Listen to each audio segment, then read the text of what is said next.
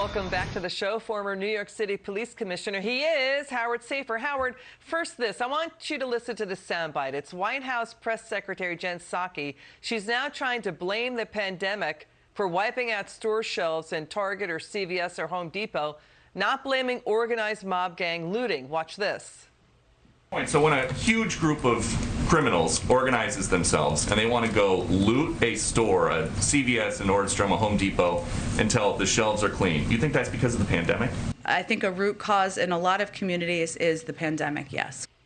Okay, thoughts are not facts, opinions are not facts. What do you say to this? It's totally false and just a stupid answer. The fact is, what they've done is they have dumbed down the law. They've made stealing in mobs or individuals misdemeanors, and they're reaping what they're sowing. Unfortunately, it's the citizens of California that are reaping this terrible crime wave. You know, Howard, now we've got what's going on is California Governor Gavin Newsom. He's saying, yeah, I want to increase the budget. I want to stop the, quote, unacceptable lack of prosecutions, going on in California. But he still defends that Proposition 47, which downgraded shoplifting into misdemeanors. So can he have it both ways? No, he can't.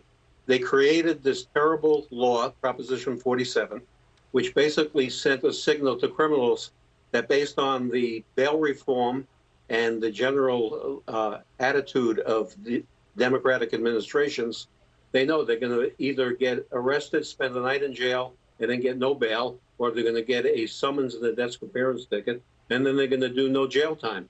So why not go into Apple or Nordstrom's and steal if you're a criminal? It's an invitation, and they're just approaching it the wrong way. The funding should not go to helping these criminals. The funding should go to figuring out how to do away with Proposition 47, which is, in my view, government malfeasance. Now we have the New York Post reporting that people, Wall Streeters, people on Wall Street, working on Wall Street, saying they will not go to J.P. Morgan's 40th annual healthcare conference in the San Francisco Bay Area in January because they're scared of smash and grab looting, that, quote, the amount of lawlessness is astounding. The violence going on there is a huge topic of discussion on Wall Street. So the word is out in the country that California is in chaos because of this right now. It is. You just have to look at Los Angeles, at the 10 cities in Los Angeles full of people who are disturbed, who will not go into shelters. You look at San Francisco, which has basically ceded their city to criminals. I don't blame them one bit for not going to California.